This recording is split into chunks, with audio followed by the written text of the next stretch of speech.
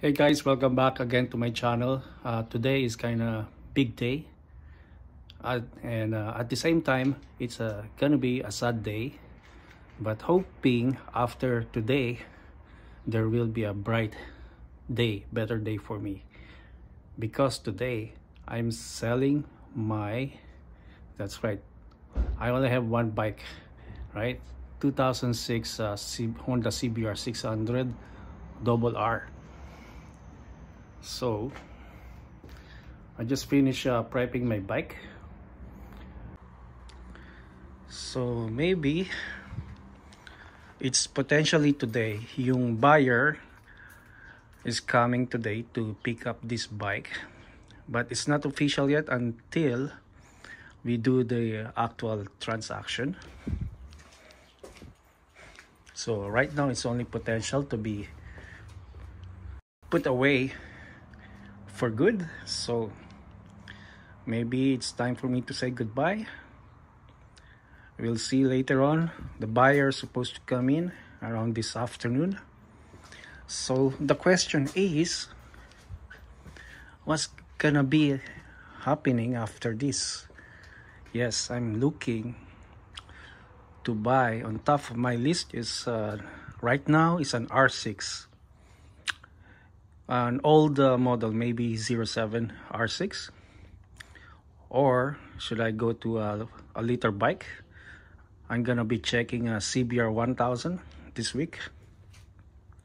Also, one of my list, the third one, is the GSXR 600 and 750. So am I going back again to become a Gixxer? We don't know. Am I gonna be going back to R6 again? I used to ride two kinds of R6 before, 2004 and a 2007 as well. Or should I be joining the 1000 liter riders? I don't know, so we'll see. We don't make much money out of this because I'm only having one bike at a time right now. Ideally, I get a second bike for my buy and sell, but right now I'm only doing one bike for my buy and sell. This is really beautiful bike. I actually kind of reluctant to sell this. I was planning to keep this for another season, like 2 years, but I could not resist the offer that I got this past week. So we'll see. I'm going to update you guys later on, right? When the buyer comes. He's supposed to come around this afternoon, and then after the transaction I'm gonna probably check two bikes today. All right, so we'll see you later, guys.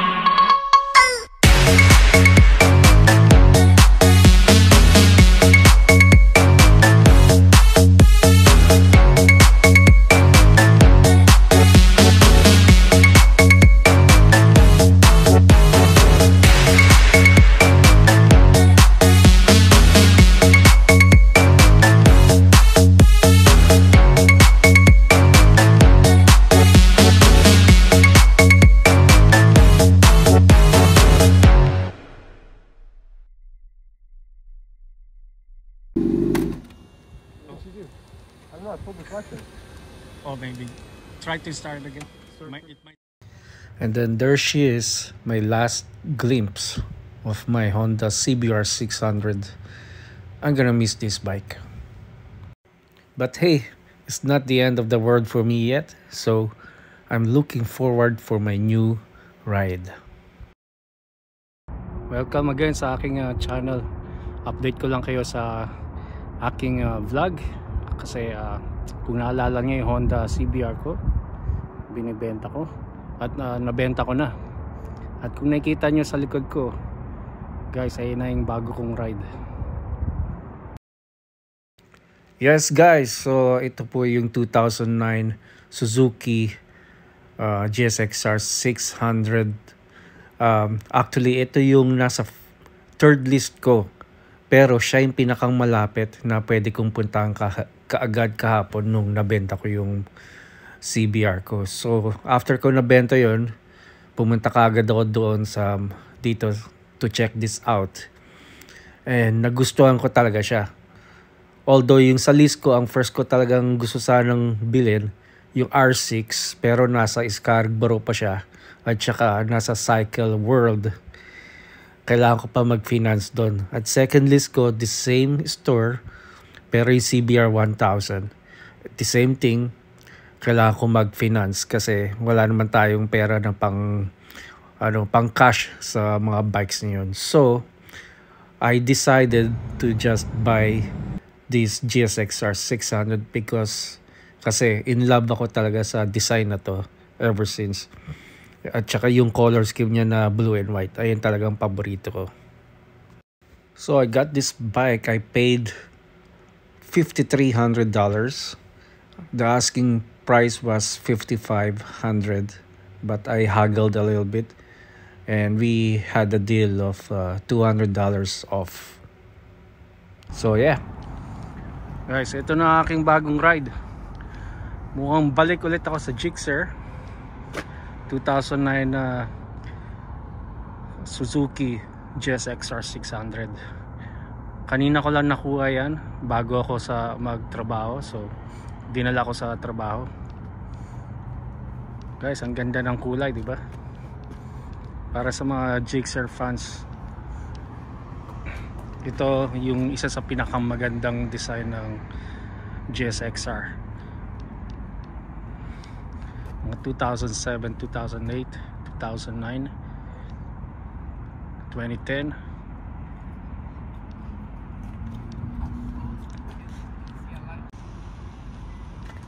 Okay guys, pakita ko lang sa inyo sa start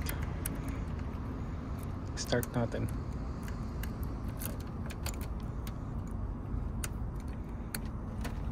Okay.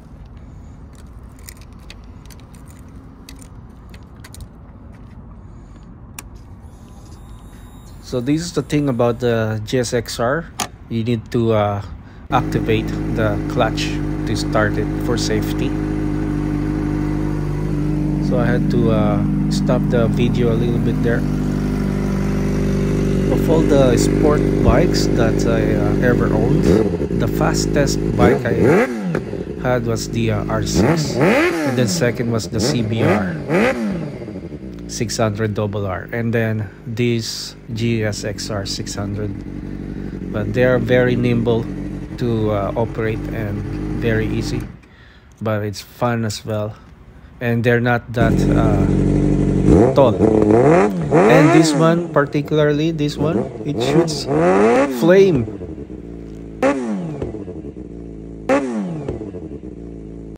Okay guys, kababalik ko lang ng bahay, galing ako sa trabaho. So like I said, pinakita ko kanina sa inyo earlier, I pick up my bike yesterday, and then after work it rained, so ito basang-basa kaming dalawa ng baby kong bike, bago kong baby. So already meron na akong mga plano sa bike na to, kasi yung nakuha ko to, yung hindi pa siya LED. Ang LED bulb pa lang sa harap niya, yung sa gitna niyang ilaw, pero yung sides hindi pa. Pakita ko sa inyo. Okay, so welcome to my home, baby. So already, first thing that I wanna do are the LED bulbs. But first, we just arrived about half an hour ago, right? And then I gave my baby a bath. Pinaliguan ko siya dahil talagang naulanan kami. It was raining. So ito siya ang itsura niya. Wala pa akong nagagalaw talaga dito. And then susunod kong papilitan ito, license plates. Galing yan sa dating owner na binigay na niya sa akin kasi I don't think nakalagay sa ownership niya, unplated siya. So ito luma na, o baka fake yung license plate na yan. But I'm gonna keep this. Tingnan natin, baka pwede ibenta yan sa mga nakakailangan. Ito carbon fiber na. So yung nakuha kong bike, ganito itsura niya, carbon fiber. This one here, missing frame slider. And then the rest okay naman siya. Meron mga small scratches, cosmetic lang tulad niyan. Other than that, okay naman condition niya. Hinataw ko sa highway kahapon yung papunta akong trabaho. Ito yung slider, kailangan ko left. Ito napansin ko, tabingi na talaga. So baka palitan na rin natin to. Ito ang maganda sa kanya, exhaust, yung M4. I don't know if it's original or not. I'm not sure yet. But it's shooting flames because it's ECU flashed. And it has a power commander 5 inside here. I'm gonna show you later. Tapos ito sira. Sinabi na rin sa akin ng dating owner. Ito kumikilos siya, maluwang. It's loose. So I'm thinking baka palitan ko to ng winglet mirrors tulad ng kinakabit ko. Das yung as usual, yung wing siya na mirrors. And this time baka lagyan ko siya yung may LED light na rin para sa signals. So i-connect ko siya dyan.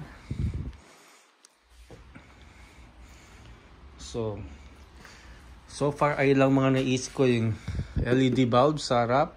Ito palitan. Yan, palitan. Ito, palitan ko na rin siguro yan. Siyempre, ito as usual, siyempre ito standard. Papalitan natin ng plated one. Oh yeah, ito pala, issue dito. Ito, missing part. There's a missing part here. So that's why it's just taped right now. Naka-tape lang siya. So kailangan ko bumili ng yung part ng fairing dito na natanggal. Okay. Oh yeah, pati ito pala napansin ko, noise. Comment lang kayo kasi hindi ko alam kung ano ibig sabihin nito. Hindi ko alam kung anong lingwahe ito. Kung English ba? Hindi wala pa ako naririnig na language na to. Ewan ko ano ito yung noisy. Baka noisy. So, ito konting linis sa headlights pala. Merong mga parang bugs. And pwedeng matanggal naman siguro. So guys, ayun yung Power Commander 5 niya. Dito nakatago. Ganito rin yung dati kong Gixxer. Dito rin linagay. Kasi ito maganda sa Gixxer na to. Meron siyang space dito. Compartment. Maliit na compartment. Hindi tulad ng Honda CBR kasi dahil dito nakalagay yung tailpipe nila. Alright, kaya nawawala yung space dito. Ito yung mga ganito, pati yung R6 nasa side yung muffler, kaya nakagawa nilang parang nalagyan ng space dito. Yun. So guys, ito pa pala, ito kasama to sa package ng bike ko. Oops. This one goes here. Ito yung fairing niya, side fairing dito. Siguro natumba na itong bike na to kaya nasira yung ano eh. That's why it's broken eh. He probably dropped this. He just didn't mention it to me. Tsaka may konting dent. So this one goes here. Problema, wala na siyang velcro. The same thing sa other side. Same thing problema niya. So ito ayusin ko rin to. Lagyan ko ng velcro malamang. Kasi nung yung una kong 2015 GSXR 600 noong araw, mga 2 years ago, 3 years na siguro. Ito rin ang problema yun. Laging natatanggal.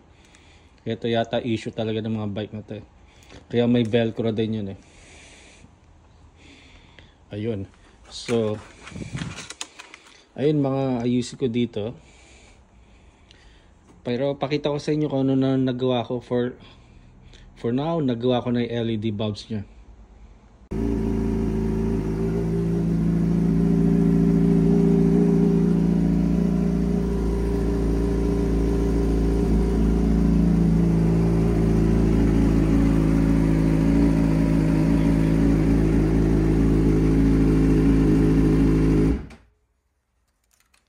Alright guys, ayun, kabitan ko na siya ng LED bulbs. Pinakita ko rin yung mileage nito pala. It's 45,500 kilometers something. So for now, ayun pa lang, nalinisan ko na siya. And yep, I'm excited na